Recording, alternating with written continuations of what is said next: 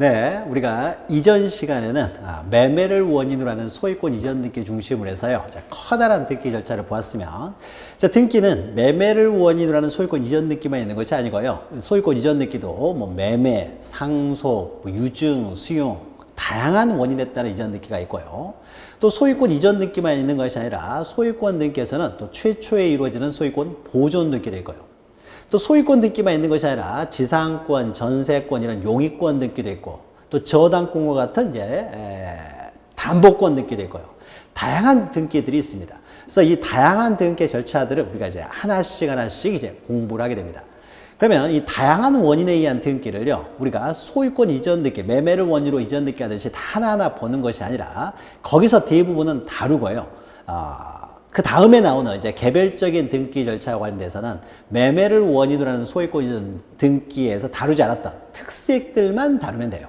그러면 이제 다 정리가 되는 거니까요. 그래서 자, 우리 책 389페이지 보시면요. 자, 각종 등기의 절차에서요. 여러 가지 권리에 관한 이제 등기 절차들이 하나씩 나오게 됩니다. 자, 그러면 여기서 이제 하나씩 이제 개별적인 권리에 관한 등기 절차를 이제 하나씩 다루게 돼요. 자, 그러면 가장 먼저요. 1에서 소유권에 관한 등기가 나오죠. 그럼 소유권 등기는 크게 소유권 보존 등기하고 그러니까 최초에 이루어지는 보존 등기와 소유권 보존 등기가 된 이후에 소유자가 변경이 이루어졌을 때, 소유권의 주체가 변경이 이루어졌을 때 하는 소유권 이전 등기 이제 둘로 나눕니다. 그럼 그 중에서도 먼저 최초에 이루어지는 소유권 보존 등기 절차를 먼저 봅니다. 소유권 보존 등기. 거기 의 보시면은요, 이렇게 있죠. 등기 기록을 계산하는 등기다. 최초에 이루어지는 등기입니다. 자, 그러면 최초에 이루어지는 등기로서요. 보존 등기는 갑이 자기 앞으로 최초의 보존 등기를 하기 때문에 우리가 앞에서 등기 절차할 때 잠깐 신청 절차에서 했던 거죠. 원래는 공동 신청이지만 등기는 최초에 이루어지는 보존 등기는 자기밖에 없잖아요. 그러니까 등기 의무자가 없으니까 등기 권리자가 단독 신청해서 이루어진다는 거죠. 단독 신청. 그러니까 이게 또 특징이 되는 거죠. 매매를 원인으로 소유권 이전 등기는 공동 신청이지만 보존 등기는 단독 신청이다.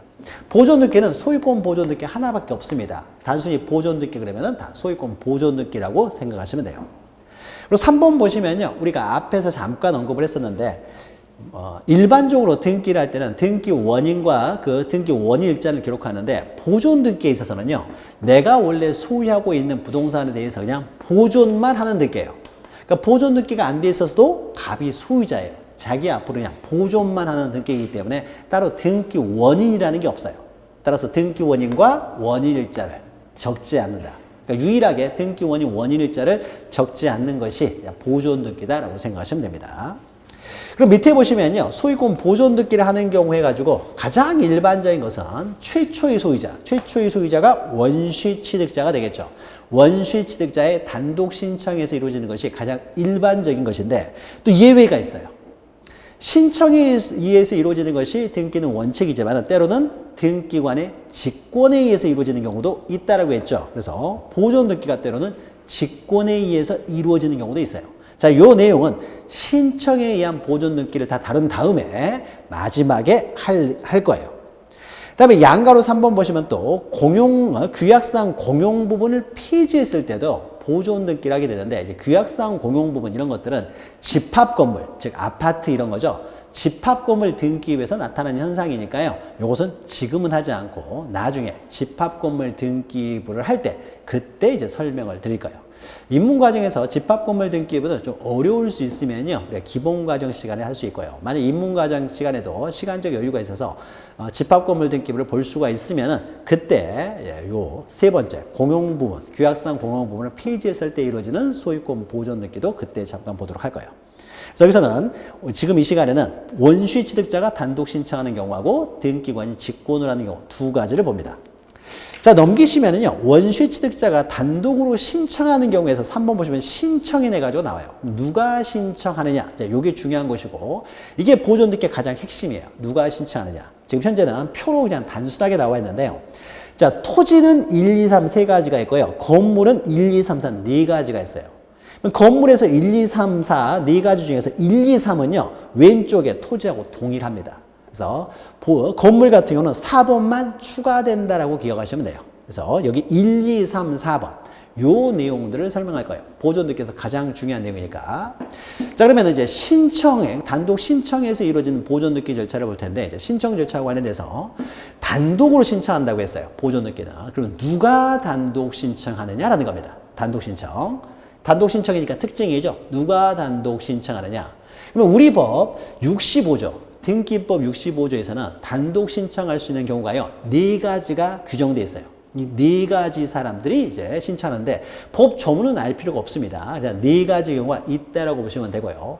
그럼 누가 신청하느냐? 공통적인 내용은 이거예요. 보존등기도 소유권 등기죠. 소유권 등기잖아요. 보존등기는 사업 앞으로 소유권을 보존하는 등기예요. 그러면 이 등기도 누구만 신청할 수 있겠습니까? 소유자만 신청할 수가 있는 거죠. 소유자가 아닌 사람 앞으로 등기가 되면 이건 무효예요. 그래서 이걸 믿고 거래한 사람들 다 소유권 취득하지 못하게 됩니다. 그러니까 등기의 진정성을 위해서 소유자만이 소유권 보존 등기를 신청할 수 있도록 해야 되겠죠. 그러면 누가 신청하느냐? 다시 말하면 이 보존 등기 신청 당시에요. 신청에서 이루어지니까 지금 현재가 되겠죠. 보존 등기를 할 때 현재의 진정한 소유자만이 보존 등기를 신청할 수 있지, 보존 등기 소유자가 아닌 사람은 보존 등기 신청할 수가 없습니다.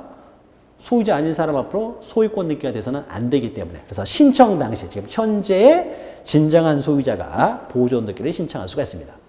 자, 그러면 보존 등기를 신청하는 사람들은요, 내가 소유자라는 걸 증명하는 서류를 가지고 가서 보존 등기를 신청해야 되겠죠. 아무나 가가지고 내가 소유자니까 내 앞으로 보존 등기 해주세요. 그 사람 말만 믿고 보존 등기를 안 해주겠죠. 그래서 내가 진정한 소유자다라는 것을 증명하는 서류를 가지고 가서 보존 등기를 신청합니다. 그러면 어떤 사람이 대표적이냐? 먼저 동그라미 1번이 나옵니다. 자, 토지대장, 임야대장, 건축물대장의 최초의 소유자로 등록되어 있는 자, 또는 그 사람의 상속인 등이 소유권을 증명해서 보존 등기를 신청합니다. 이 사람이 이제 진정한 소유자가 되는 거죠. 자, 예를 들면은요, 만약에 어떤 부동산이 있습니다. 부동산이. 토지일 수도 있고 건물일 수도 있고요. 4월 1일 날 준공검사가 떨어졌어요. 그러면 토지나 건물이 만들어졌죠. 그러면은 이 준공검사를 받은 사람이 갑이에요. 그러면 갑이 건물을 신축했다든지 갑이 토지를 매립했다는 거죠. 그러면 준공검사가 4월 1일 날 떨어지면요, 이 사람은 대장이나 등기 없이도 바로 그때 4월 1일 준공검사가 있으면 바로 그때 원시 취득을 하게 되는 거죠. 대장이나 등기 없이요, 바로 취득하죠. 그러면 법률의 규정에 의한 취득이니까 등기 없이 바로 소유권을 취득하게 됩니다. 4월 1일 날 소유권을 취득한 갑이, 자, 대장이 먼저 만들어져요? 등기가 먼저 만들어져요? 대장이죠. 그래서 최초의 대장을 만들게 하는 등록, 신규 등록이 되는 거죠. 그래서 신규 등록 신청에 의해서 이제 대장이 만들어지겠죠. 대장에는 먼저 부동산을 표시하는 부분이 나오겠죠. 토지 같은 경우는 이제 소재, 지번, 지목, 면적 등이 이제 쭉 이제 기록이 될 것이고요. 그다음에 소유자도 기록하잖아요. 그래서 최초의 신규 등록할 때 신규 등록 소유자는 등기부가 없는 상태이기 때문에 지적소관청에 직접 조사해서 등록한다고 했죠. 따라서 갑은 자기가 소유자라는 증명서류로서 준공검사 확인증 4번 이걸 들고 가서 신규 등록을 신청을 하면은 이제 갑 앞으로 신규 등록이 되겠죠. 그럼 대장이 먼저 만들어져요. 그다음 대장이 만들어진 다음에 갑은 이제 소유자입니다. 처분하고 싶으면은 등기를 해야 되잖아요. 지금 당장 처분하지 않는다고 하더라도요, 그냥 등기를 자기 앞으로 해놓고 싶다. 그러면 얼마든지 등기를 할 수 있습니다.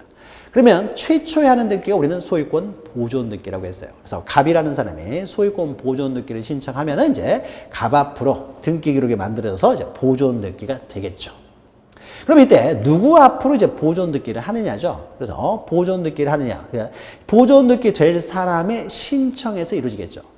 그러면 보존 등기가 되고자 하는, 명의 되고자 하는 사람은 자기가 소유자라는 증명서류를 가지고 가서 보존 등기를 신청하는데, 소유자라는 증명서류로 가장 대표적인 게 뭐가 되겠습니까? 대장이 되겠죠, 대장.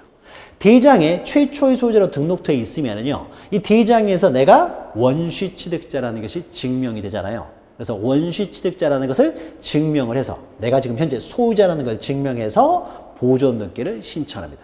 자, 그래서 동그라미 1번 보시면요. 자, 대장에 최초의 소유자로 등록되어 있는 자. 자, 이 사람이 대장에 의해서 자신의 소유권을 증명하여 보존 등기를 신청합니다. 그래서 이제 그 사람 앞으로 보존 등기가 되게 되겠죠. 최초의 소유자로 등록되는 사람 앞으로 보존되게 됩니다. 이게 가장 일반적인 거예요. 그래서 대장 들고 와서 보존등기 신청하는 거. 그러면 보존등기 할 때는요, 표제부를 만들 때는 대장은 반드시 또 가져갑니다. 그래서 부동산 표시에 대장에 있는 표시를 보고 표제부를 기록을 하게 되고, 그 다음에 갑구에 소유권 보존등기는 대장에 있는 소유자 명의로 보존등기를 하게 됩니다. 그래서 가장 일반적인 것은 대장에 최초로 등록되어 있는 자가 단독으로 신청해서 그 명의로 보존등기를 하는 거예요.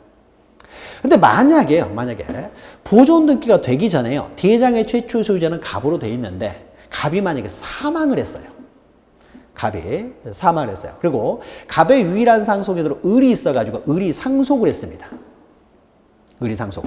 자, 그러면은 대장에는 갑으로 돼 있지만요, 지금 현재 소유자는 누구예요? 그러니까 보존등기 신청은요, 현재 지금 보존등기 신청 당시에 진정한 소유자가 신청을 한다고 했어요. 현재 소유자는 누가 됩니까?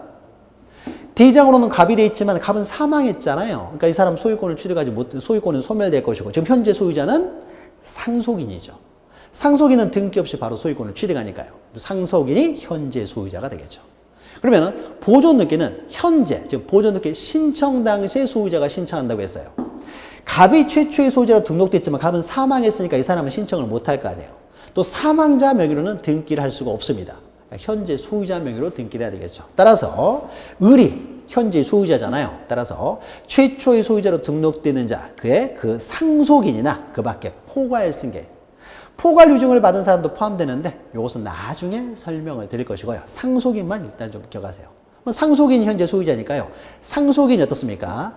대장과 내가 유일한 상속이라는 가족관계 등록부, 이걸 가지고 왔었습니까? 이 사람이 보존등기를 신청하는 거예요. 을 앞으로 보존등기가 됩니다.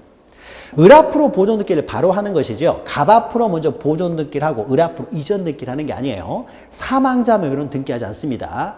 사망자는 등기 명의 될 수가 없죠. 등기 신청 적격 시간을 했던 거죠. 그래서 상속인이 직접 자기 명의로, 현재 소유자인 자기가 직접 자기 명의로 보존등기 합니다. 그래서 자, 이게 그래서 보존등기 누가 신청하느냐? 첫 번째로 했어요. 자, 최초의 소유자로 대장에 등록되어 있는 사람 또는 그 상속인이 보존등기를 단독으로 신청합니다. 자, 그런데요, 이제 동그라미 2번을 봅니다. 또 이런 경우가 있을 수가 있어요. 그런데 자, 갑이요, 원시 취득을 했고 갑 앞으로 대장에 등록이 돼 있으면은 갑이라는 사람이 대장 들고서 단독으로 보존등기를 신청하면 됩니다. 근데 문제는요, 갑이 원시 취득을 했어요. 그런데 대장에요, 을로 등록이 되는 거예요. 을로. 대장이 지금 잘못 등록이 되는 거예요. 현재 소유자는 누구예요? 진정한 소유자. 진정한 소유자는 누구입니까? 갑이라고 했잖아요. 갑이 소유자인데 원인 없이 대장이 지금 잘못 등록되어 있습니다. 그러면 잘못 등록되어 있어가지고 이때 을 앞으로 만약에 을이 자기 앞으로 등기를 하게 되면 어떻게 됩니까? 이 등기는 무효인 등기죠. 소유자 아닌 사람 앞으로 등기됐으니까. 이걸 믿고 거래한 사람들은 다 소유권을 취득하지 못해요. 등기의 공신력을 인정하고 있지 않으니까. 자, 그러니까 갑 앞으로 등기를 해야 되겠죠. 소유자는 갑이니까 갑이 자기 앞으로 이제 소유권 보존 등기를 하려고 해요. 그런데 대장을 가지고는 자기가 소유자라는 게 증명이 안 되잖아요. 대장에는 을로 되어 있으니까. 그래서 이때는 대장을 가지고 소유권을 증명하지 못하기 때문에 대장 들고 가서 바로 소유권 보존 등기를 할 수는 없어요. 그러면은 갑은 다른 방법으로 자기가 소유자라는 걸 증명을 해야 될 텐데 어떤 식으로 증명하느냐? 이때 갑이 내가 소유자인데 을 앞으로 대장에 등록되어 있기 때문에요. 등록되어 있기 때문에 이때는 갑은 대장으로는 자기가 소유자를 증명하지 못하니까 소송을 통해서요. 대장에는 을로 되어 있지만 진정한 소유자면 납니다. 갑입니다. 납니다. 접니다. 라는 것을 소송을 통해서 판결해서 증명하면 돼요. 그래서 판결에서 갑이 소유자라는 게 증명이 되면은 갑 앞으로 보존등기를 해줄 수 있을 거 아니에요. 아, 대장이 지금 잘못됐구나 해가지고. 자, 그래서 대장에 갑 앞으로 등록이 안 되어 있을 때는요, 갑은 을을 상대로 소송을 제기하면 돼요. 소송을 제기해서 내가 소유자라는 것을 판결을 받으면 됩니다. 그럼 이제 소유권 증명서류가 되겠죠. 즉, 동그라미 2번에 나오는 거죠. 대장의 소유자로 등록이 안 되어 있을 때는요, 대장의 소유자로 등록되는 사람을 상대로 소유권에 관한 승소 판결을 받아서, 즉, 확정 판결에서 자기의 소유권을 증명을 하면은 그 증명하는 자도 자기 명의로 보존등기를 신청할 수가 있습니다. 이게 동그라미 2번에 나오는 거죠. 2번에. 이런 식으로도 보존등기를 할 수가 있다는 거죠. 그럼 이때요, 확정 판결인데요. 판결서를 받아야 되는데, 이 판결서는요, 우리가 소유권 이전 등기, 매매를 원인으로 소유권 이전 등기할 때, 공동신청이 원칙이지만은, 일방이 등기 절차에 협조하지 않으면은 단독으로 신청할 수 있기 위해서는 판결서가 있어야 된다는 거죠. 판결을 받아서 단독으로 할 수 있어요. 이때 판결은 이행 판결문을 가지고 와야 된다고 했어요. 즉 상대방과 공동으로 신청해야 되는데 내가 단독으로 신청하기 때문에 상대방에게 등기 절차에 이행을 명하는 판결을 가져와야 돼요.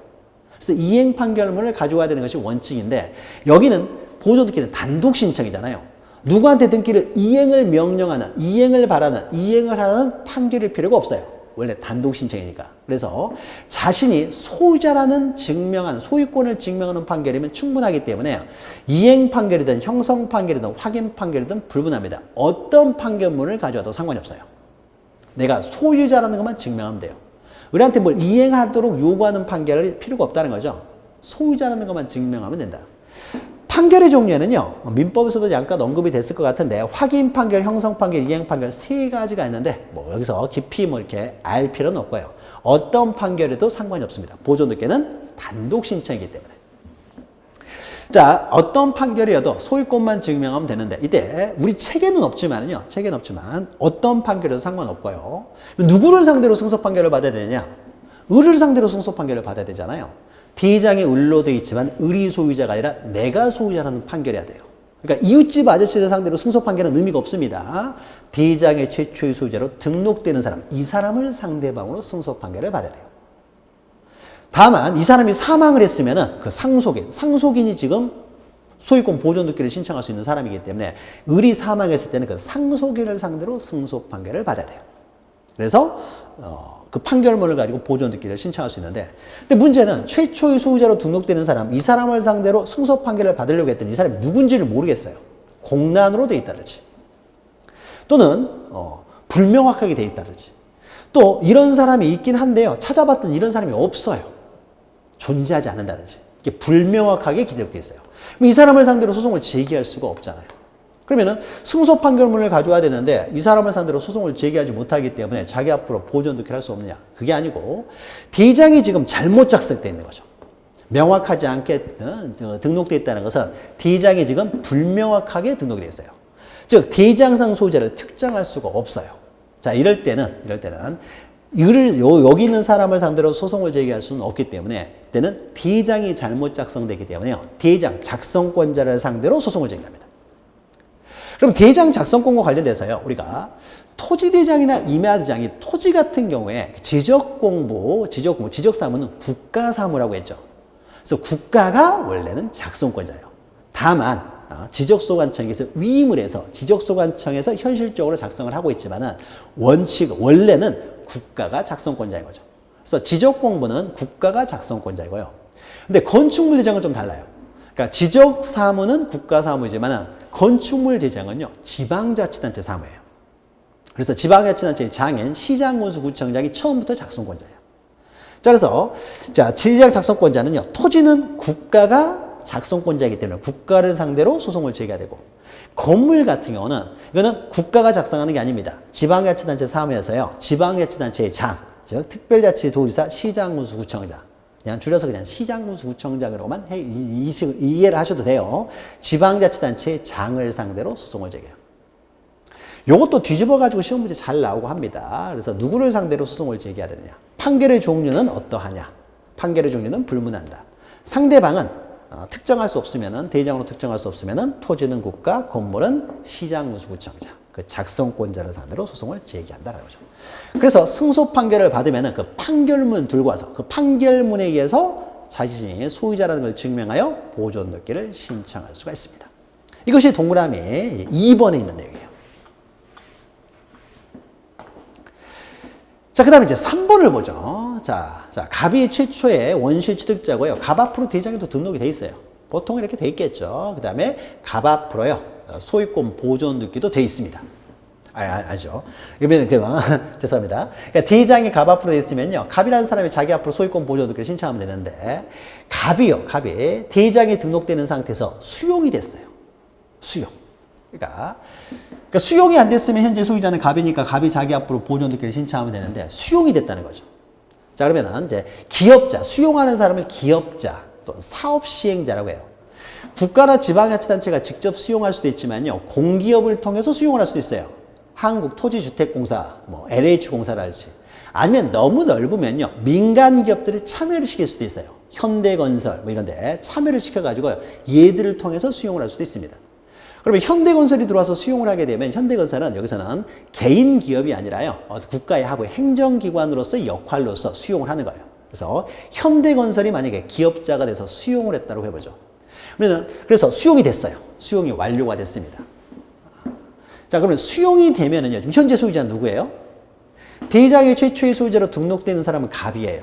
수용이 돼버리면은 수용은 법률의 규정에 의한 원시 취득이에요. 따라서 등기 없이 바로 수용을 한 기업자, 즉 사업시행자가 바로 소유권을 취득하게 되죠. 현재 소유자 누구예요? 수용이 됐다고 했으니까 현대건설 기업자가 소유자예요. 그럼 보존등기는요, 항상 지금 현재, 그러면 누구 이름으로 보존등기를 해야 되겠습니까? 보존등기는 신청 당시 현재 소유자 명의로 보존등기를 하는 거예요. 갑은 더 이상 소유자가 아니에요. 그러니까 이 앞으로는 소유권 등기를 하지를 못하게 되겠죠. 누가 보존등기를 해야 돼요? 수용자, 기업자, 현대건설이 직접 보존등기를 하는 거예요. 자기 명의로. 그러니까 현재 소유자. 현재 누가 소유자냐는요, 여러분이 민법에서 결정이 되는 거예요. 민법에서 결정된 지금 현재의 소유자가 보존등기를 신청할 수 있는 거예요. 자, 그래서 이제 3번이 나오죠. 수용으로 소유권을 증명했어요. 그러니까 현대건설이 보존등기 신청할 때는 내가 수용했다 라는 수용, 협의서나 재결서로 의해서 수용됐다는 걸 증명한 다음에 그걸 가져와서요, 보존등기를 신청하면 돼요. 그러니까 수용에 의해서 소유권을 증명을 하면은 그자도 보존등기를 신청할 수가 있다는 거죠. 그럼 만약에 미등기 상태에서요, 수용이 이루어졌으면요, 이 기업자 앞으로 직접 보존등기를 합니다. 근데 만약에요, 이 토지가요, 갑 앞으로 이미 보존등기가 돼 있어요. 되어 있는 상태, 이미 등기된 토지에 대해서 수용이 이루어졌을 때.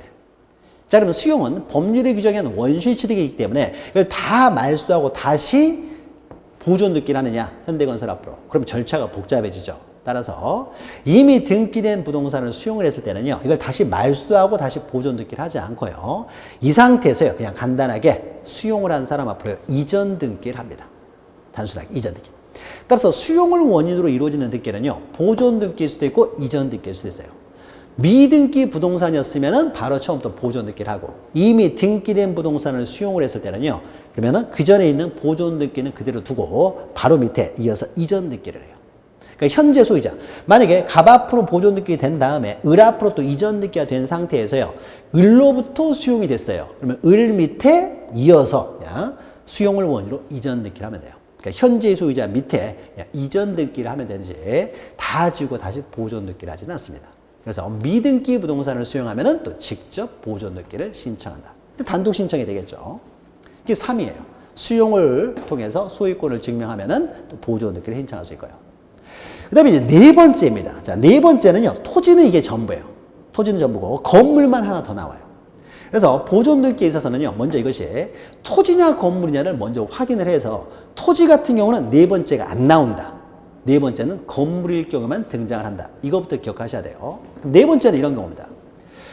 자, 만약에 부동산이 갑이 원시 취득했고 대장에 등록되어 있으면 갑 앞으로 이제 보존 등기를 하면 되는데요. 만약 이 부동산이요, 부동산이 건물이에요, 건물. 자, 건물이면 건축물 대장이 등록이 되어 있겠죠, 건물이면. 그래서 건축물 대장에 자기 앞으로 등록이 되어 있으면 건축물 대장에서 소유권을 증명해서 보존 등기를 신청하면 되는데요.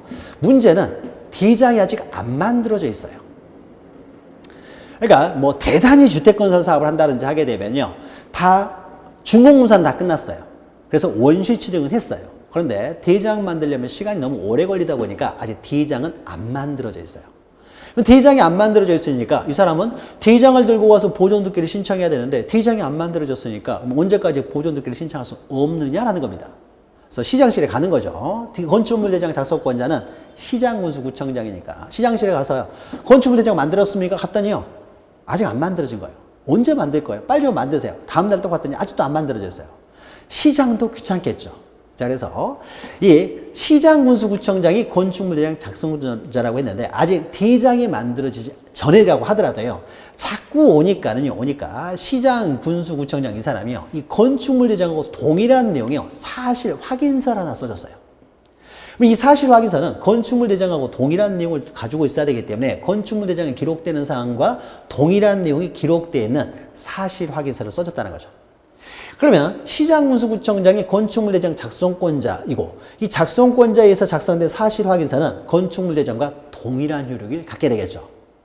따라서 동일한 효력이기 때문에 갑이라는 사람은요, 이 확인서 들고 가가지고 보존 등기를 신청할 수가 있습니다.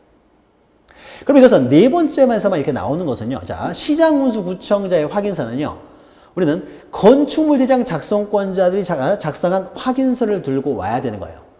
토지는 국가가 작성권자예요. 그러니까 국가가 작성권자이기 때문에 토지에 대해서는 시장군수구청장의 확인서만 가지고는 보존등기를 신청하지 못하고요. 건물 같은 경우만 건물은 건축물대장 작성권자도 시장군수구청장이니까 건물에 대해서만 건축물대장 작성권자에 의해서 작성된 확인서에 의해서 보존등기를 신청할 수 있어요. 사실 확인서에 의해서 소유권을 증명하게 되면 그 확인에 의해서 증명을 하게 되면 이 사람도 보존등기를 신청할 수 있다. 그러니까 시장군수구청장의 확인에 의한 보존등기 신청은 그것은 건물에 대해서만 적용되지 토지에 대해서는 적용되지 않습니다. 그래서 토지와 건물을 구별해서 기억하셔야 되고요. 그래서 네 가지 경우에 의해서만 보존등기가 돼요. 그러니까 때로는 건물 같은 경우는요, 대장이 없이 먼저 등기부가 먼저 만들어지기도 해요. 그러나 토지는 이런 일이 없어요. 반드시 토지대장 먼저 만들고 등기기록 만들어집니다. 건물에 대해서는 이렇게 이해가 있을 수도 있다는 거죠. 자, 그러면은 단독 신청할 수 있는 4가지 경우를 살펴보았어요. 그래서 그 4가지 중에 하나에 해당되는 사람이 보존등기를 신청합니다. 신청할 때는 빈손으로 가는 거 아니겠죠? 빈손으로 이제 신청서 작성하고 그 다음에 첨부서면 들고 가야 돼요. 첨부서면. 그래서 방금 이제 4번째죠. 4번째. 그래서 건축물대장 작성권자인 지방자치단체 장의 확인에 의해서 소유권을 증명하면 건물만 해당되지 토지는 해당되지 않는다는 거 보고요. 그 다음에 이제 가서 신청서 첨부서면 이제 제주공을 해야 되는 거죠. 그래서 여기서는 신청 정보에 대해서는 따로 규정하고 설명해 놓고 있지 않지만 우리가 앞에서 엄핏 본 거예요. 자, 신청을 할 때는 4가지 경우에 하나에 해당되어야 신청을 할 수 있기 때문에요. 이 방금 읽었던 4가지 경우 어느 하나에 해당해서 지금 보존등기를 신청하는지요. 보존등기 신청서에 체크를 합니다. 그러니까 보존등기 신청서는 이전등기 신청서하고 틀려요. 기록되는 내용이 틀리기 때문에 다르게 되어 있고요. 여기다 하나 체크하라는 거예요. 체크해서 신청 정보로 표시하라는 것이고요. 그 다음에 이거는 우리가 앞에서 했죠. 가장 중요한 게 이거예요. 보존등기 할 때는 등기 원인과 연월일을 기록하지 않아요. 기록하지 않으니까 신청서에 등기 원인과 연월일을 제공할 필요도 없다라는 것이죠. 그리고 보존등기 할 때는 최초에 하는 등기니까요. 등기필 정보 자체가 없겠죠. 없으니까 보존등기 할 때는 등기필 정보 이런 거를 제공할 필요가 없고요. 우리가 앞에서 잠깐 읽었던 등기 원인 연월일을 신청 정보로 제공할 필요가 없다. 등기부에 기록되지 않으니까 요거 하나 잘 기억하시면 됩니다. 그 다음에 첨부정보, 우리 책에도 있죠. 첨부정보에 있어서 동그라미 1번 소유권 증명서류죠. 그래서 1호에 의해서 동그라미 1에 의해서 보존등기를 신청할 때는 대장만 들고 가면 되고 2에 의해서 보존등기를 신청할 때는 판결서 들고 와야 될 것이고 3에 의해서 보존등기 신청할 때는 수용했다는 증명서, 뭐 협의서나 재결서 들고 올 것이고 4에 의해서 보존등기 신청할 때는 사실 확인서 들고 와야 되겠죠. 이게 이제 첨부정보가 되겠죠. 소유권 증명정보. 첨부 정보를 들고 와야 되고. 그 다음에 갑 앞으로, 이건 뭐 당연히 우리가 앞에 했던 겁니다. 갑 앞으로 소유권 보존등기를 해야 되기 때문에 보존등기 할 때 갑의 성명, 주소, 주민번호를 적어야 될 거 아니에요. 그러니까 새롭게 그 등기 권리자가 등기 명의이 되기 때문에 갑의 성명, 주소, 주민번호를 신청서에 적을 것이고 그때 그 주소를 증명하는 정보로 주민등록등본 가져가야 되겠죠. 주민등록등본. 갑의 주민등록등본도 가져가야 될 것이고요. 그 다음에 보존등기 할 때는 표제부도 기록해야 된다고 했죠. 그래서 우리가 앞에서 이전 시간에 첨부정보로요. 대장을 반드시 들고 가야 되는 경우가 4가지가 있었잖아요. 소유권 보존등기 할 때는요. 판결에 의해서 보존등기를 신청하는 경우에도요.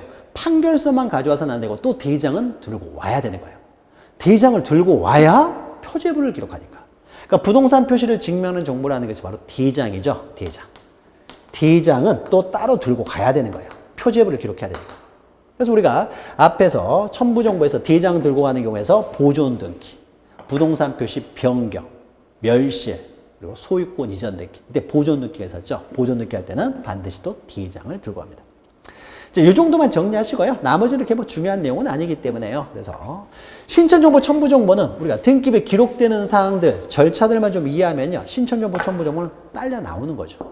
신청정보 알면은 거기에 해당하는 첨부정보도 쉽게 우리가 이해할 수 있는 것이니까요. 특히 이전 등기하고 차이점은 요거잖아요. 등기 원인 연월일을 제공할 필요가 없다. 이게 이전 등기와 차이점이니까 요거 좀 기억하시면 되고요.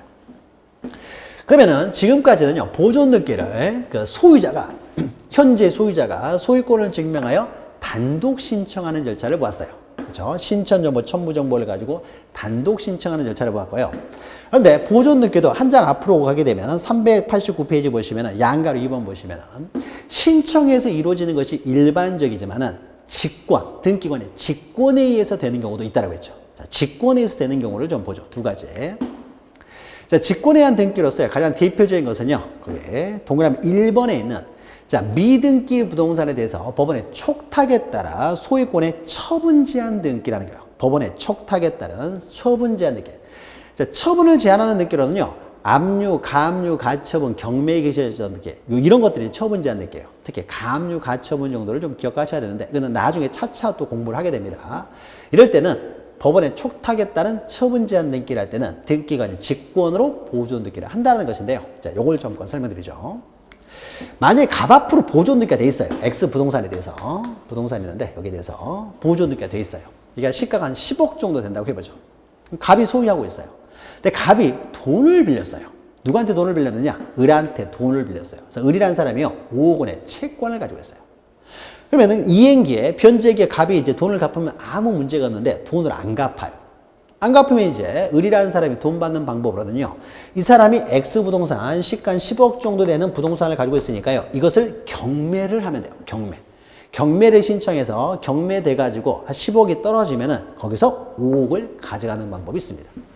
그러면은 을이라는 사람은 5억 가져가기 위해서 뭘부터 해야 돼요? 경매를 신청해야 되죠. 근데 경매는 무조건 뭐 와서 신청할 수 있는 것이 아니라요, 채권자만이 신청할 수가 있습니다. 따라서 채권자는 경매법원 가서 경매를 신청하기 전에 뭐부터 해야 되냐면요, 내가 채권자라는 것부터 증명을 해야 돼요.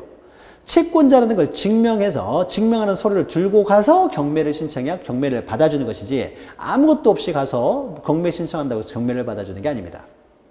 만약에 을이라는 사람이요, 5억을 빌려주고요, 저당권을 설정받았어요. 저당권. 자, 저당권을 설정받았으면 등기부에 이 사람이 등기가 돼 있을 거 아니에요. 그러면 등기부에 의해서 내가 저당권 등기를 할 때는요, 채권도 기록을 합니다. 그래서 등기부에 기록되어 있는 사항에 의해서요, 내가 5억의 채권자라는 게 증명이 되고 있잖아요. 그래서 등기부 들고 가가지고, 등기 기록 들고 가서 그 경매를 바로 신청하면 돼요. 그럼 이것을 임의경매라고 합니다. 하고 싶을 때 아무 때나 가서 경매를 신청하면 되기 때문에.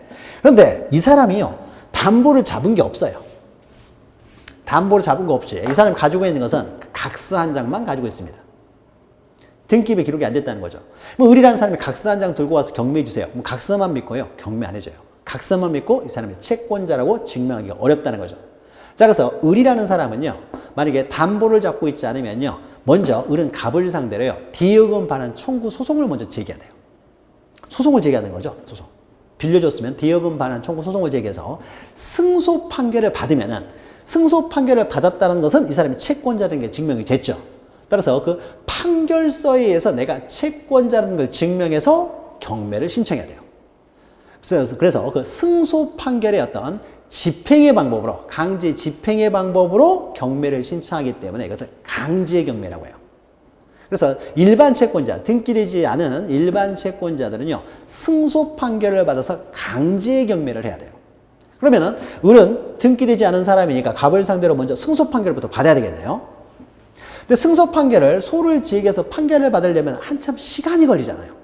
근데 그 사이에 갑이라는 사람을 이해해가지고 병 앞으로 소유권을 이전해버렸어요. 이전되기. 그럼 현재 내가 승소 판결을 딱 받았더니 그때는 소유자가 누구냐? 병이 소유자예요. 갑의 물건이 아니잖아요. 그러니까 승소 판결을 받아도 이제는 병의 물건이기 때문에 경매를 할 수가 없어요. 승소 판결 받으나 마나네요. 그러니까 딴 사람한테 처분해버리면은. 자, 그래서 이걸 막기 위해서 을이라는 사람은요, 뭘 해야 돼요? 처분하는 걸 막아야 될 거 아니에요. 그래서 처분하는 걸 막는 것, 처분을 제한시키는 거죠. 그래서 법원에요, 가압류 신청을 합니다. 승소 판결을 받아서 경매가 들어가면 압류 이력이 발생하는데, 아직 승소 판결도 받기 전에 소를 제기하면서 압류를 해달라고 하는 것이니까 이때는 임시적인 압류만 가능해요. 이것이 바로 가압류예요. 법에서 가짜가 앞에 붙었으면요, 그냥 임시적 이렇게 생각하시면 돼요. 그래서 임시적으로 가압류를 먼저 신청합니다. 승소 판결 받기 전이니까요, 바로 압류는 못하고 임시적으로라도 압류를 좀 해주세요 라고 해서 가압류를 신청을 해요. 가압류를 신청해서요, 법원에서 받아줬어요. 물론 가압류 신청할 때 그냥 빈손으로 와서 가압류 해주세요 해서 무조건 가압류 해주는 건 아니에요. 이 사람이 가지고 있는 뭐 채권 각서라든지 있겠죠. 그런 걸 먼저 들고 가요. 들고 가서 법원에 가압류 신청을 합니다. 그럼 법원에서 그런 것들을 보고요, 가압류를 받아줘요. 가압류는 금방금방 받아줍니다. 그래서 법원에서는요, 그러면 이 부동산이 가압류됐다라는 것을 공시를 해요. 공시가 안 돼 있으면은 딴 사람이 이거 모르고 취득해버릴 수가 있기 때문에 이걸 막기 위해서, 제한하기 위해서요, 가압류를 받아주게 되면요, 법원에서요, 야, 이거 가압류 받아줬으니까 이 물건 빨리 가압류 등기해라 라고 해서요, 법원에서 촉탁을 합니다. 우리가 앞에서 잠깐 설명드렸죠. 가압류 등기는 법원에 촉탁이 와야만 할 수 있는 등기예요. 촉탁에 들어오니까 이제 등기관이었습니까? 네, 알겠습니다 해가지고 을 앞으로 가압류 등기. 자, 5억 받으려고 가압류에 따라서 채권액도 적습니다. 가압류 등기를 해요. 그래서 가압류 등기는 이렇게 법원에서 받아줬을 때 법원에 촉탁이 한 등기인데요. 자, 문제는 여기서예요, 이제. 이미 등기가 돼 있으면요, 가압류를 받아준 법원의 촉탁에 따라서 가압류 등기가 이루어지면 되는데, 이건 을이 신청하는 게 아니라고 했어요. 법원의 촉탁에서 이루어지는데, 만약에 이 부동산이 미등기 상태예요. 등기가 아무것도 안 되는 상태예요. 보존 등기가 안 되는 상태, 아무런 등기가 안 되는 미등기 상태에서 을이라는 사람이요, 이 부동산 처분을 못하게 가압류 좀 해주세요 라고 해서 신청을 해서 법원에서 가압류를 받아줘가지고 가압류 등기 해라라고 촉탁이 온 거예요. 그럼 가압류 등기를 하려면 뭐부터 해야 돼요? 등기부부터 개설을 해야 되잖아요. 개설하면서 제일 먼저 하는 등기가 보존 등기죠. 근데 보존 등기가 돼야 가압류 등기를 할 텐데, 이건 아직 보존 등기도 안 되는 상태예요.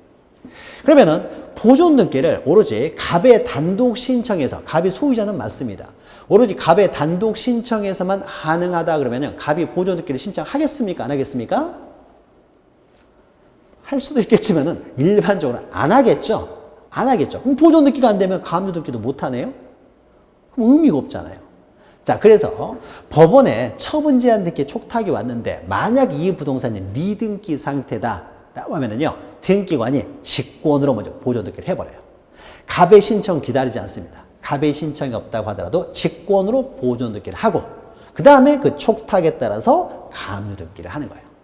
그러니까 이때 보존 등기는 어떻게 됩니까? 직권에 의해서 이루어지죠. 직권.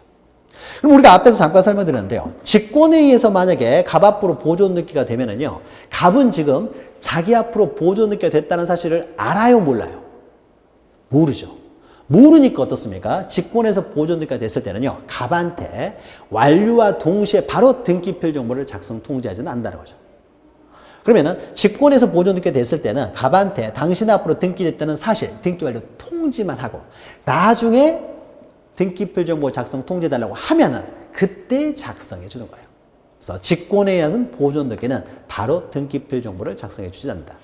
만약에 보존 등기가 신청해서 이루어졌으면요, 갑이 신청했으니까 완료와 동시에 갑한테 등기필 정보를 작성 통지하는데, 직권에서 됐기 때문에 등기필 정보를 바로 작성 통지해주지는 않는다는 거죠.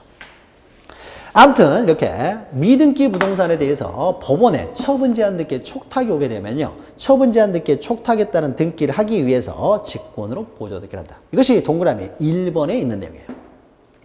자, 동그라미 2번은요, 우리가 주택임대차보호법을 하다 보면 또 이제 알게 될 내용인데요, 2번은 이런 거예요.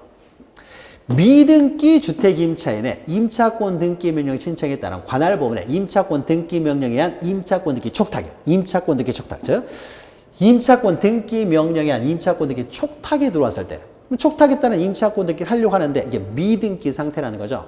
그럼 이때도 직권에 의한 보존 등기를 합니다. 자, 이건 이런 거예요. 자, 보죠. 갑 앞으로 보존 등기가 만약에 돼 있어요. 돼 있다고 해보죠.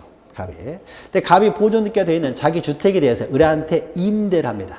주택에 대해서 임대차 계약을 해요. 그러면은 을이라는 사람은 임차권이기 때문에 따로 등기하지는 않아도 돼요. 근데 등기를 하지 않으면요, 제3자에게 대항할 수가 없어요. 집주인 바뀌면 쫓겨나야 되는 문제가 있는 거죠. 그래서 그러면 이게 주거 안정에 문제가 있기 때문에요. 주거 안정에 문제가 있으니까 우리 주택임대차보호법을 만들어서 등기 없이도 이 사람이 제3자에게 대항할 수 있는 방법이 없을까?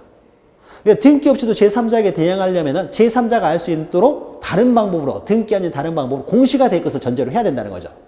등기 아닌 다른 방법으로 공시할 방법이 없을까라고 했더니요, 주민등록이라는 게 있더라고요.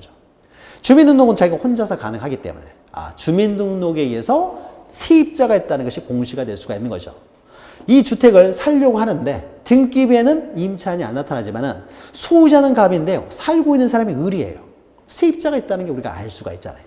이런 식으로 공시가 되겠구나 해서 꼭 등기가 안 됐다고 하더라도요, 주민등록, 점유와 주민등록을 통해서 이제 제3자에게 대항력을 인정해주는 위해서 특별히 만든 법이 주택임대차보호법이죠. 자, 그래서 이 사람 등기를 안 하고요, 점유하면서 이제 주민등록에 의해서 이 사람이 대외적으로 공시를 해서 자신의 임차권을요, 주장할 수 있도록 이제 만들어놨어요. 그래서 보통 이제 임대차 기간이 2년이면 2년이 다 끝났습니다.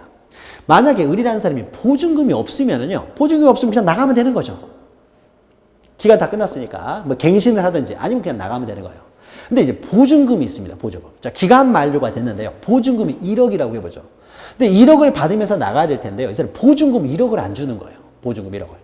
1억이 안 주면 여러분이 민법 시간에 공부하겠지만 보증금을 받을 때까지요, 동시행 항변권을 행사해가지고 계속 점유는 할 수는 있습니다. 점유는 할 수는 있지만요, 또 반대로 이사를 못 가요. 내가 아파트가 당첨이 돼가지고 분양 당첨이 돼서요, 들어가려고 하는데 보증금을 받아야지 가지고 갈 텐데요, 보증금을 안 주면은요, 계속 살 수는 있지만 이사를 못 가는 문제가 있어요. 그래서 만약에 이 사람이요, 보증금을 안 받은 상태에서요, 먼저 이사를 가버리면 어떻게 되느냐? 그러면요, 보증금에 대한 우선 배제를 못 받아요. 이 사람은 점유에 의해서요, 공시가 되고 있고, 점유는 존속 요건이에요. 우선 배제를 받기 위한. 그래서 보증금이 없으면 나가면 되는데 보증금을 못 받았어요. 그럼 이 사람은 어떻습니까? 보증금 받기 전에는요, 이사 자체를 못 가요. 이사를 가는 순간 대항력이 소멸되고, 대항력이 소멸되면 우선 변제력도 소멸되기 때문에 이사를 못 가게 되는 문제가 생기는 거죠. 보증금 없으면 그냥 나가도 상관없는데 계속 살 수는 있지만 이사를 못 가요. 만약에 을 앞으로요, 등기에 의해서 공시가 되고 있으면, 등기에서 공시가 되고 있기 때문에요, 이사를 가도 상관없겠죠. 근데 점유에 의해서 공시되고 있으니까 계속 점유를 해야만이 보증금 우선 변제도 받을 수가 있습니다. 자, 그래서요, 이렇게 보증금을 못 받은 사람, 등기 없이 점유에 의해서 공시를 하고 있어서 보증금을 못 받아가지고 이사를 못 가는 사람을 구제하기 위해서요, 우리 주택임대차보호법에서는요, 등기가 돼 있으면 이사 갈 수 있는데 등기가 안 돼서 이사를 못 가는구나 해서요, 이때는 을이라는 사람이요, 법원에 보증금을 받지 못한, 기간 만료가 됐음에도 불구하고 보증금을 반환받지 못한 을은요, 이 부동산 소재지 법원에요, 등기 좀 해주세요. 나 이사 가게 등기 좀 해주세요. 라고 해서 임차권 등기 명령을 신청할 수가 있습니다. 관할 법원에. 그래서 이 법원에서요, 너 안 됐구나 해서 내가 너 이사 가게 해주마. 이사 가게 해주마. 그래서 등기 해주마. 라고 받아줬어요. 그래서 받아주게 되면 어떻습니까? 받아주게 되면 이 법원에서 촉탁에서 이루어져요. 이것도 법원의 촉탁에서 을 앞으로 임차권 등기가 이제 되게 되겠죠. 등기가 됐으니까 이제는 등기에 의해서 공시가 되고 있으니까 이제는 이사를 가도 돼요. 이사를 가도 자기가 원래 보증금에 대해서 우선 변제권을 갖게 되는 거예요. 그러니까 이사를 등기 없이 그냥 이사 가버리면요, 보증금 우선 변제를 못 받게 되지만 등기가 됐으니까 이제는 이사 갈 수가 있게 되겠죠. 보증금 우선 변제를 받을 수가 있습니다. 자, 그러면 이때요, 바로 이거죠. 그러니까 관할법원의 임차권 등기 명령에 촉탁에 따른 이제 임차권 등기가 됐어요. 그러면 이제 보증금을 우선 변제를 받을 수도 있고 이사도 갈 수가 있게 됩니다. 그런데 문제는요, 만약에 이미 갑 앞으로 보존 등기가 된 상태면요, 법원의 촉탁에서 바로 임차권 등기를 하면 되는데, 만약 이 주택이 미등기 주택이에요. 등기가 안 되는 주택이라는 거죠. 미등기 주택이에요. 미등기 주택도 주택임대차보호법이 적용이 됩니다. 자, 그러면 미등기 주택일 때, 자, 이때는 임차권 등기, 그 촉탁에 따른 임차권 등기를 하려면요, 먼저 보존 등기가 돼 있어야 되는 거죠. 등기부가 개설이 돼 있어야만이 임차권 등기를 할 텐데 보존 등기도 안 돼 있으니까, 등기 기록이 없으니까 임차권 등기도 못 하잖아요. 그럼 이때도 마찬가지로 갑의 단독 신청에서만 등기가 가능하다 그러면은 갑이 신청하지 않을 거 아니에요. 임차권 등기도 못하게 되는 거죠. 자, 그래서 법원에 미등기 주택에 대한 임차권 등기 명령이 촉탁이 왔을 경우에는 그 촉탁에 따른 등기를 하기 위해서 이게 미등기 상태면요, 직권으로 등기관이 보존 등기를 한다는 거죠. 직권으로 보존 등기를 한 다음에 임차권 등기를 하게 되겠죠. 촉탁에 따른 임차권 등기를 하게 된다.